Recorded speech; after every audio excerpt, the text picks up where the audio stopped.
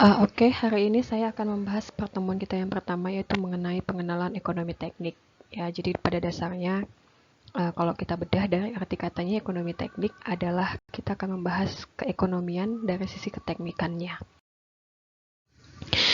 Ekonomi teknik itu apa? Yaitu ilmu yang mempelajari seperti yang saya katakan tadi bahwa kita akan mempelajari keekonomiannya yaitu aspek ekonomi dalam bidang keteknikan.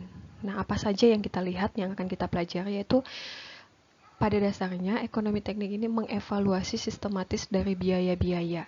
Ekonomi kan identik dengan biaya ya. Jadi kita akan evaluasi biaya-biaya tersebut apakah memang sesuai dengan kriteria yang sudah kita miliki.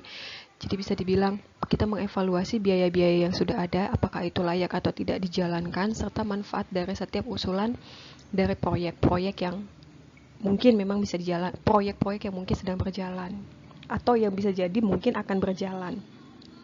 Jadi bisa dikatakan bahwa ekonomi teknik ini merupakan sebuah alat untuk apa? Untuk menganalisis dan membantu sebuah pemecahan permasalahan ekonomi.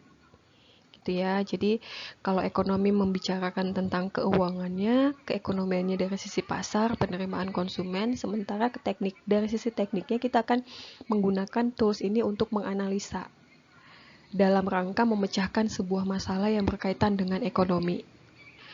Untuk apa? Untuk mengambil sebuah keputusan.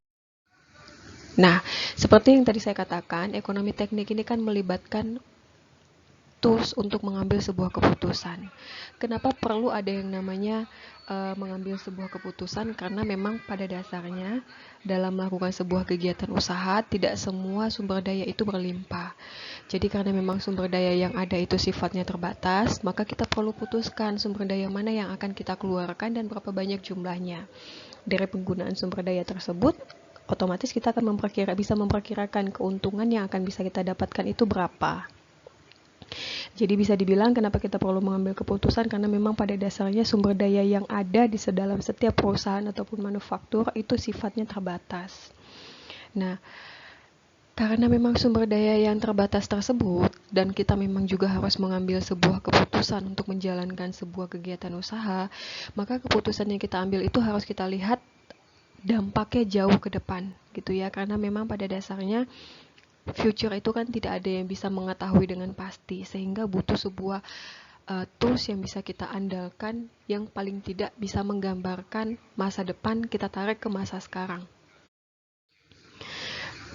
Kalau kita tanya lagi kenapa ekonomi teknik ini bisa timbul, karena memang yang pertama seperti yang tadi bahwa sumber daya itu sifatnya terbatas, baik manusia, baik uang, mesin, ataupun material.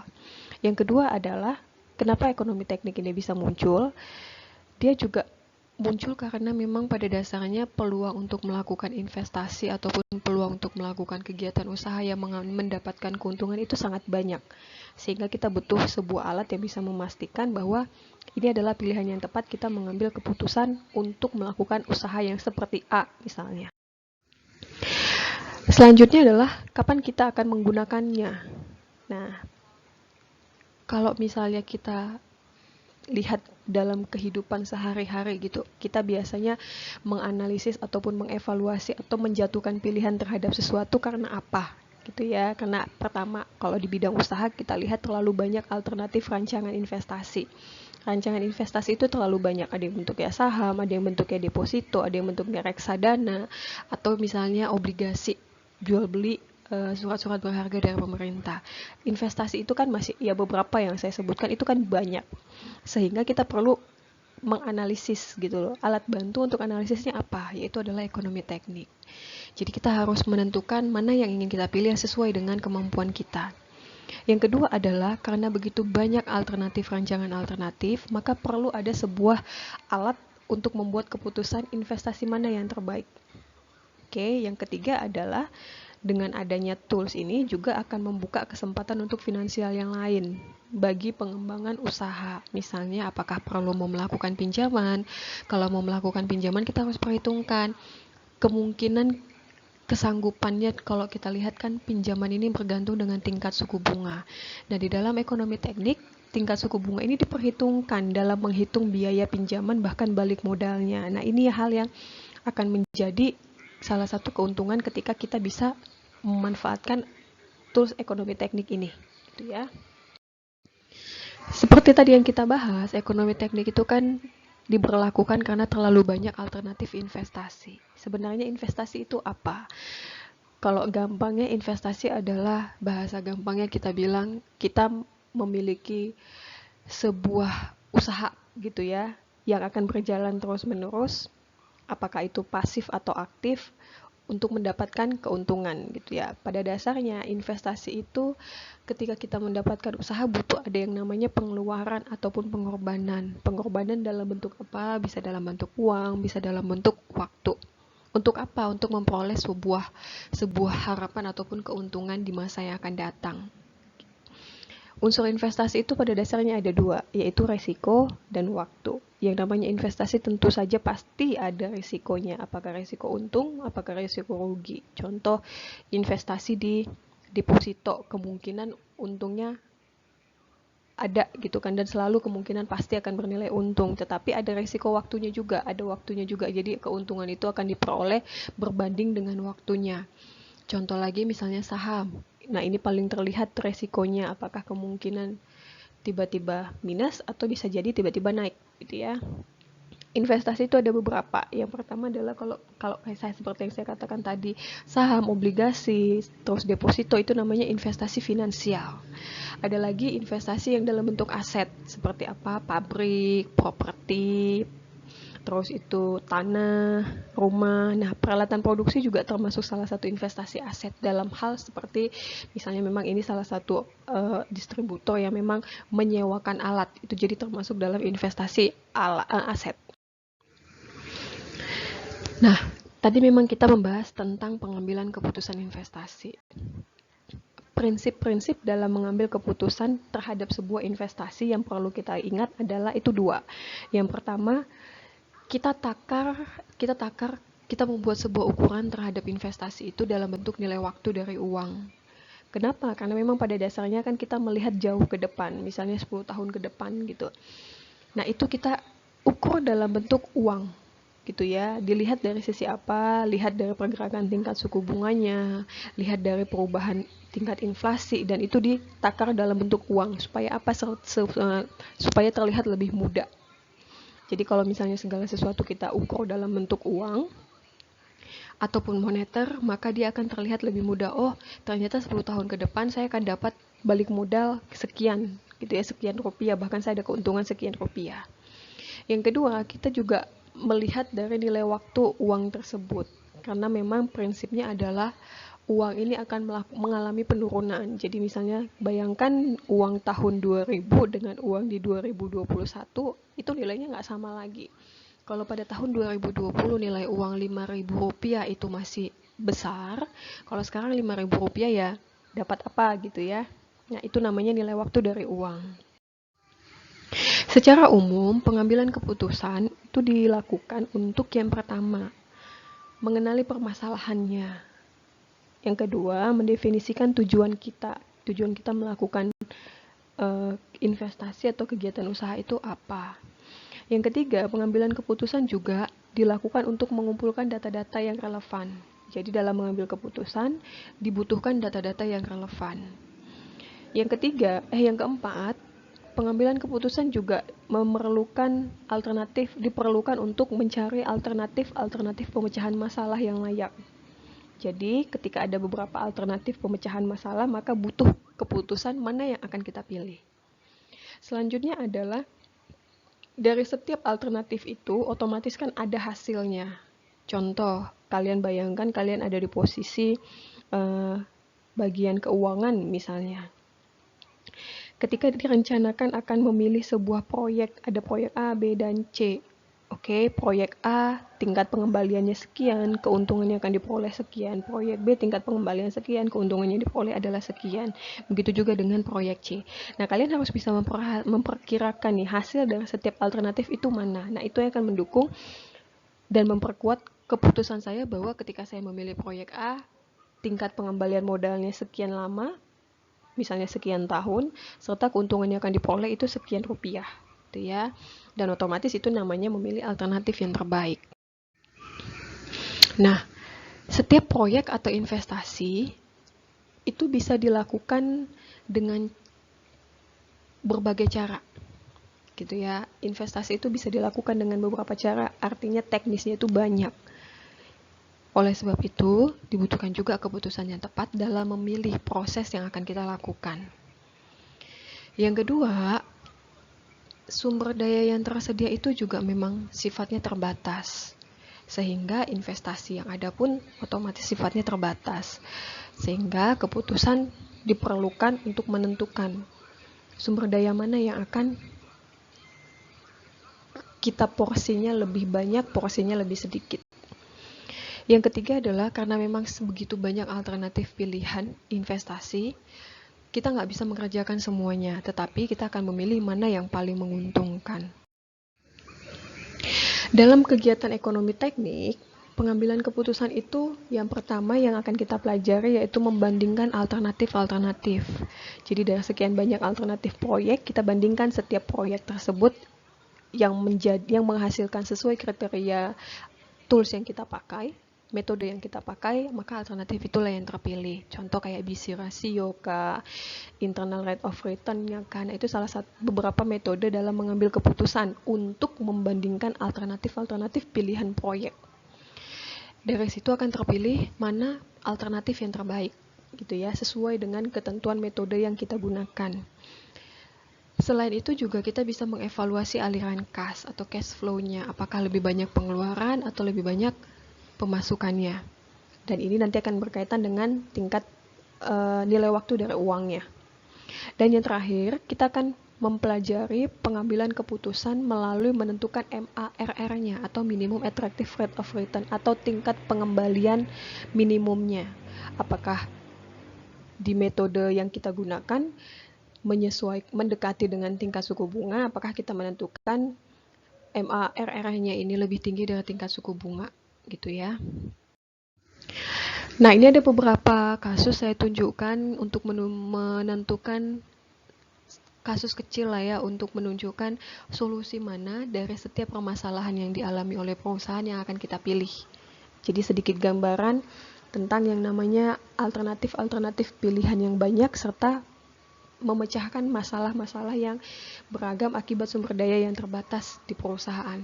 Kasus yang pertama, sebuah tim manajemen dari perusahaan manufaktur furniture, jadi ada manufaktur furniture, mungkin ya mebel atau segala macam, sedang dipush untuk meningkatkan pendapatan. Jadi mereka sedang dipush supaya pendapatan itu banyak meningkat.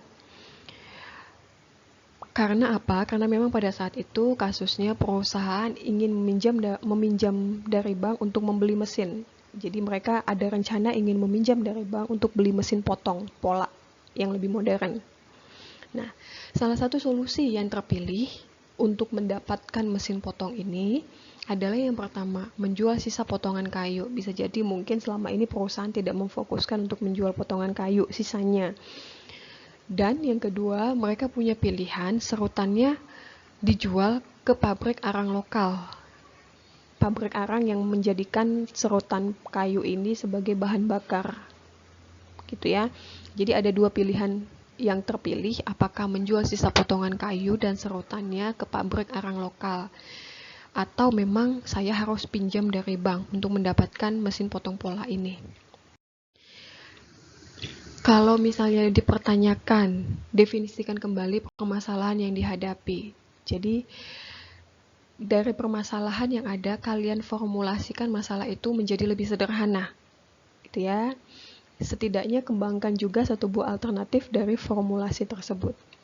Nah, kalau misalnya dikatakan, kalian membaca sebuah cerita, lalu ditanyakan, coba dong definisikan kembali atau formulasikan kembali permasalahan cerita yang kalian bahas tersebut. Maka caranya adalah munculkan dulu nih perusahaan permasalahannya apa. Permasalahan mendapatkan masalah, permasalahan perusahaan atau nama lainnya ya, permasalahan perusahaan yaitu pendapatan yang diterima perusahaan ini tidak cukup untuk menutupi biaya operasional. Salah satunya adalah untuk membeli mesin pola. Nah, kalau kita formulasikan kembali, maka dilihat dari solusi-solusi yang tadi, kalau kita formulasikan kembali, apakah perusahaan akan meningkatkan pendapatan sambil mengurangi biaya pengeluaran yang ada. Gitu ya. Atau perusahaan akan mempertahankan pendapatan sambil mengurangi biaya pengeluaran. Pendapatannya tetap dipertahankan, tetapi pengeluarannya ditekan. Logikanya, kalau pendapatan tidak mengalami pertambahan sementara pengeluaran kita berkurang, otomatis kan ada selisih gap yang lebih besar. Nah, ini kan dianggap sebagai sebuah peningkatan juga. Yang ketiga, masalahnya adalah apakah sebenarnya peralatan yang ingin dibeli itu memang sangat dibutuhkan? Itu ya. Nah, sekilas tadi yang kita baca, alternatif solusi yang dimunculkan adalah satu, perusahaan menjual sisa potongan kayu dan serutannya untuk mendapatkan biaya tambahan. Yang kedua, perusahaan ini tidak perlu memproduksi barang khusus ataupun furniture khusus. Gitu ya, jadi nggak perlu menghasilkan furniture yang khusus yang memerlukan biaya yang lebih, yang memerlukan pengeluaran yang lebih, sehingga difokuskan saja nih pada peningkatan volume produksi. Jadi dengan furniture yang sudah ada, volume produksinya saja yang dinaikkan dengan beragam standarisasi gitu ya. Tetapi kalau mau menghasilkan barang-barang khusus, misalnya yang limited edition kah, itu ditahan dulu. Supaya apa? Supaya pengeluarannya lebih ditekan. Yang ketiga, kalau seandainya peralatan itu memang sangat diperlukan, apakah bisa menyewa sehingga kita tidak perlu meminjam dari bank? Nah, itu adalah beberapa alternatif yang mungkin bisa dipertimbangkan untuk kasus permasalahan yang tadi. Kasus yang kedua, contoh sebuah mesin memproduksi baut dengan biaya Rp40. Jadi Rp40 adalah biaya materialnya dan Rp15 untuk tenaga kerjanya. Ada pesanan masuk sebesar 3 juta baut. Nah, permasalahannya terjadi setelah setengah pesanan selesai, ada seorang sales mesin menawarkan penambahan suatu alat mesin yang akan mengurangi biaya. Jadi ada sales mesin masuk, mereka mengatakan bahwa kalau pakai alat ini, maka biaya akan dikurangi gitu ya. Tetapi juga peningkatan volumenya akan lebih besar. Sehingga biaya material yang tadinya Rp40 menjadi 34 dan tenaga kerja dari tadinya 15 menjadi 10. Tetapi ada tambahan nih untuk alat tersebut, biayanya 10 juta. Atau biaya lain sebesar 250% dari biaya tenaga kerja. Nah, pilihannya adalah apakah mau dibeli atau kita mau pakai mesin yang lama. Nah, bagaimana menyelesaikannya? Yang pertama tadi kan ada dua alternatif. Apakah kita mau beli atau memang kita pakai dengan alat kita yang lama. Oke. Nah, caranya adalah kita bisa membandingkan biaya produksi yang akan dikeluarkan ketika kita mempertahankan untuk tidak membeli mesin ataupun kita akan membeli mesin yang baru. Nah, di situ tadi kan ada alternatif biaya materialnya itu Rp40 dari 1.500.000 lagi gitu kan, setengahnya sudah terselesaikan, maka yang belum adalah 1,5 juta. Berarti biaya material itu sebesar 60 juta. Biaya tenaga kerjanya untuk 1.500.000 baut yang akan diselesaikan itu Rp15, maka 22,5 juta. Nah, ada biaya lain-lain atau kalau tadi dibilang overhead sebesar 250% dari biaya tenaga kerja, yaitu 2,5 yaitu 2,5 atau 250% dari biaya tenaga kerja, itu bernilai 56.250. Sehingga kalau kita totalkan ketiga biaya ini, mulai dari biaya material, biaya tenaga kerja, sama biaya overhead atau biaya yang kemungkinan akan muncul. Jadi kayak istilahnya, bahasa gampangnya biaya kalau kalian bikin proposal adalah biaya lain-lain gitu ya. Nah, itu senilai 138.750 ketika tidak melakukan penambahan alat atau tidak membeli alat yang baru. Nah, bagaimana ketika kita mau membeli alat yang baru? Otomatis sebelum kita memutuskan kita mau beli, kita harus hitung lagi nih. Biaya penambahan alat adalah alatnya seharga 10 juta. Biaya tenaga kerja, dia menjanjikan dengan menggunakan alat tersebut, biaya material menjadi Rp34. Maka biaya material dengan pesanan yang harus diselesaikan 1.500.000 menjadi 51 juta. Biaya tenaga kerjanya menjanjikan dari 15 menjadi 10, maka biaya tenaga kerjanya adalah 15 juta. dan ada biaya lain-lain atau overheadnya sebesar 2,5% dari biaya tenaga kerja, yaitu 37.500.000. Jadi 2,5 kali dengan 51 juta. Kali dengan 15 juta adalah senilai 37.500.000. Sehingga ternyata biaya produksi yang kita keluarkan untuk menyelesaikan 1.500 baut tadi dengan membeli alat itu hanya sekitar 113 juta, jauh lebih kecil dibandingkan ketika kita berusaha untuk mempertahankan menggunakan mesin yang lama. Gitu ya.